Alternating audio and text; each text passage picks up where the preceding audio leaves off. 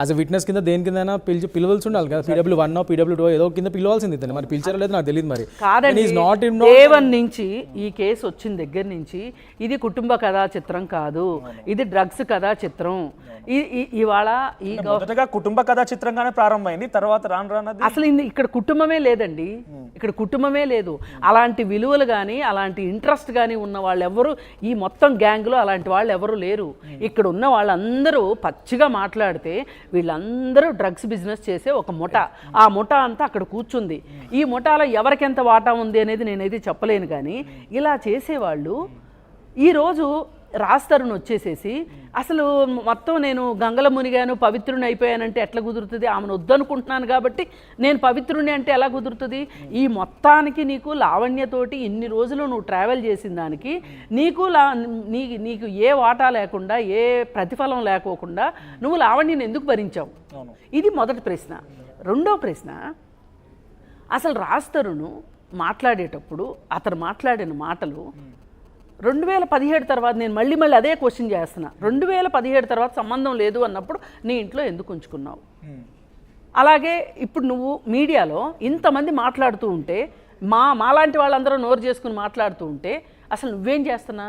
నువ్వెందుకు రావట్లేదు? నువ్వంతా బిజీ పర్సన్వి, మేమంతా పని లేకుండా. 2017 తర్వాత రాజ్-తరుణ్ మేము కలిసి ఉండట్లేదు అని చెప్పినప్పటికీ కలిసి ఉండట్లేదు అని లేదు, మా ఇద్దరికి మధ్యలో ఫిజికల్ రిలేషన్ లేదు, కానీ తను మా ఇంట్లోనే ఉంటుందని చెప్తున్నాడు. ఓకే, కానీ లావణ్య ఎందుకు అప్పుడు అవుట్ బస్ట్ బయటికి రాలేకపోయింది అప్పటి నుంచి?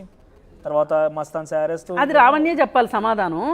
ఇక్కడ రాజ్-తరుణ్ లావణ్య చెప్పాల్సిన మాటల్ని ఇక్కడ సామాజిక దృక్పథంతోనో ఇంకోటో అందరూ మాట్లాడుతున్నారు. వాళ్ళ తరఫున లాయర్లు మాట్లాడుతున్నారు, వాళ్ళ తరఫున ఆయన పురుష కమిషన్ తీసుకొస్తా అంట శేఖర్ భాష, పురుష కమిషన్ తీసుకొచ్చి ఇట్లాంటి డ్రగ్స్ అమ్ముకునే వాళ్ళందరికీ లైసెన్స్లు ఇప్పిస్తాడు గవర్నమెంట్ శేఖర్ భాష. ఇప్పుడు నేను ఇక్కడ ప్రభుత్వం కూడా చాలా తప్పు ఉందండి. ఇంత అసలు ఈ కేసు మొత్తం అసలు ఇక్కడ కుటుంబ కథా చిత్రం కాదు, ఇది డ్రగ్స్ కథా చిత్రం.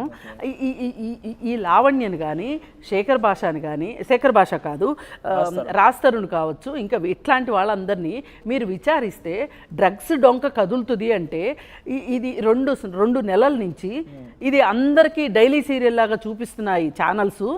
వాళ్ళు బాధితులను బయటకు వస్తున్నారు, దీనికి సంబంధించి ఇన్వెస్టిగేషన్ జరగట్లేదు. ఇప్పుడు ఇంకొక మాట అండి, నేను వెళ్తాను, టైం అయింది. ఇప్పుడు ఇలాంటి బాధ్యతారాహిత్యంగా అబ్బాయిలు ఉన్నా తప్పే, అమ్మాయిలు ఉన్నా తప్పే. ఇప్పుడు లావణ్య తల్లిదండ్రులు చోద్యం చూస్తున్నారు, అలాగే రాజ్-తరుణ్ తల్లిదండ్రులు చోద్యం చూస్తున్నారు, అలాగే ఇక్కడికి వస్తున్న ప్రీతి లాంటి అమ్మాయి కావచ్చు, ఉదయ్ లాంటి అబ్బాయి కావచ్చు, ఇంకా పేర్లు బయటికి రాని వాళ్ళు చాలామంది ఉన్నారు దీంట్లో. వీళ్ళందరూ ఈ తల్లిదండ్రులు ఏం చేస్తున్నారని అడుగుతున్నారు. తల్లిదండ్రుల బాధ్యత గురించి నేను మాట్లాడదలుచుకున్నా. ఇప్పుడు ఇది వీళ్ళిద్దరూ పెళ్లి చేసుకుంటారా, పెళ్లి చేసుకోరా, రాజ్-తరుణ్ ఆస్తుల్లో వాటాలు ఎంత, ఏమవుతాయి? ఇప్పుడు ఘనాపాటీలైన లాయర్లు ఉన్నారు, ఆ లాయర్లు వాళ్ళని బయటేసుకుంటారు, ఎవరు ఎక్కువ ఫీజు ఇస్తే వాళ్ళు బయటపడిపోతారు. చట్టము ఇక్కడ న్యాయము కొనబడుతుంది, అమ్మబడుతుంది. అందుకని దాని గురించి నా ప్రశ్న కాదు.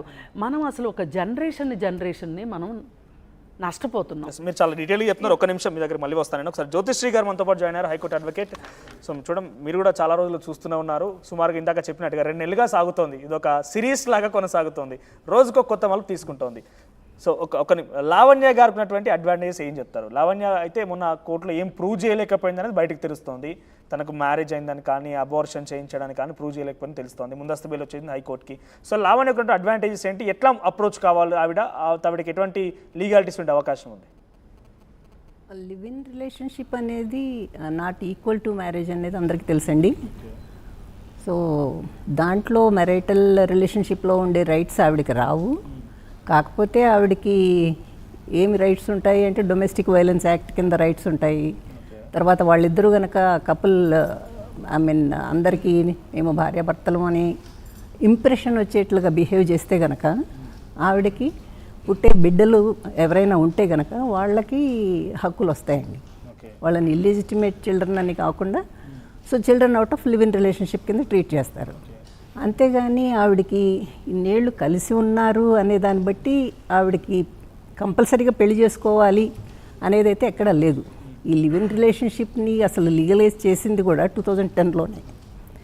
మరీ దాన్ని ఒక ఇల్లీగల్గా ఇద్దరు 2 కన్సెన్షువల్ అడల్ట్స్ మధ్య ఉండే సంబంధాన్ని ఇల్లీగల్గా చూడాల్సిన అవసరం లేదు అని చెప్పి 2010లో మనకి జడ్జిమెంట్ వచ్చిందండి. అంతకుముందు వరకు అసలు దీన్ని అసలు రిలేషన్షిప్నే కన్సిడర్ చేయలేదు.